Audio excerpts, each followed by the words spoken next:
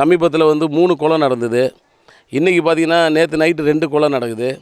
இது மாதிரி தொடர்ச்சியாக வில்லியனூர்லேயே வந்து ஒரு கடந்த சில மாதங்களாக தொடர் கொலைகள் நடந்திருக்கு.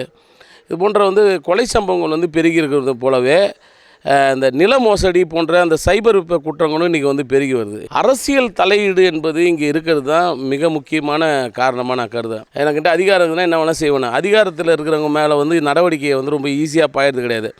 அப்படியும் பாயணும்னு சொல்லிட்டு யாராவது ஒரு நேர்மையான அதிகாரி செயல்பட்டாலும் ஆட்சியாளர்கள் அதுக்கு அனுமதி தர்றது கிடையாது, அனுமதிக்க விடுறது கிடையாது.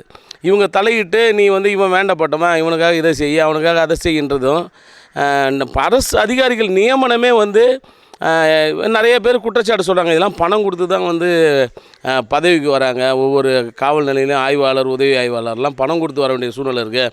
அதனாலவே அவங்க வந்து சம்பாதிக்கிறத விட்டுறாங்க, தப்பை தடுக்க முடியல அப்படின்ற நிலைமெல்லாம் இருக்குது. சட்டம் ஒழுங்கு மக்களை பாதுகாப்பது என்பது காவல்துறையோட கடமை.